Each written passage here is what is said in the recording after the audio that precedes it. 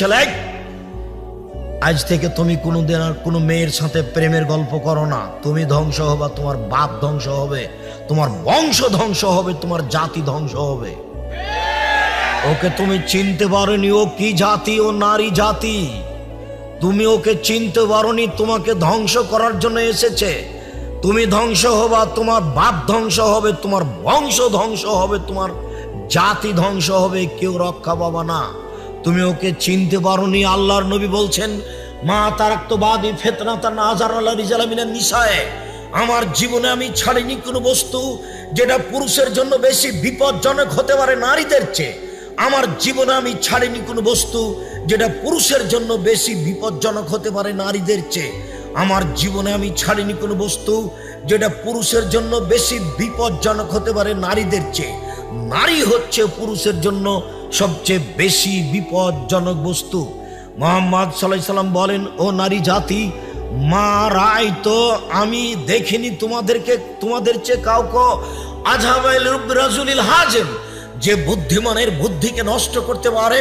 তোমরা এমন জাতি যে বুদ্ধিমানের বুদ্ধিকে নষ্ট করতে পারো। ও নারী জাতি, তোমরা এমন জাতি যে বুদ্ধিমানের বুদ্ধিকে নষ্ট করতে পারো। রাসূল সাল্লাল্লাহু আলাইহি সাল্লাম বলেন, ইয়াকুমুল মুগিবাত, যেই মহিলার স্বামী নাই ওই বাড়িতে যায় না, গেলেই তোমরা বিপদে পড়ে যাবা।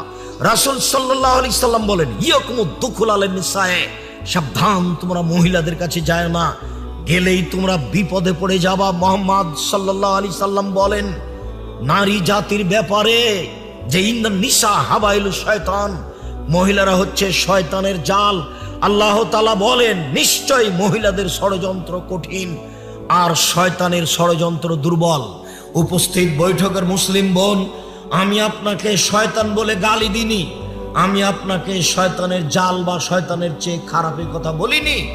আপনি সম্মানী শিক্ষিতা মহিলা, আপনাকে আমি আয়েশার মতো মনে করি, খাদিজার মতো মনে করি। আপনাকে অপমান খাটো করবো এটা আমি আদৌ চাইনি। আমি আপনাকে খাটো করব কেন? আপনাকে আমি খাদিজা আয়েশার মতো মনে করি। আসলে বলতে চাচ্ছি, ওই যে আপনার পাশে বসে, ওই যে দেখেন এখনো মাথায় কাপড় নাই, ক্লাস 10-এ পড়ে। এই হলো শয়তান, এটাই শয়তান, এটাই। এর বাপ অশিক্ষিত, এর মা অশিক্ষিত, এর বংশ অশিক্ষিত, এর বাপ অশিক্ষিত, এর মা অশিক্ষিত।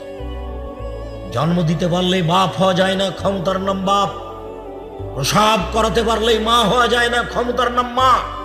জন্ম দিতে পারলে বাপ হওয়া যায় না, ক্ষমতার নাম বাপ। প্রসব করাতে পারলে মা হওয়া যায় না, নীতির নাম মা। এই মেয়ে, তোমার বাপ নেই, তোমার মাথায় কাপড় নেই কেন?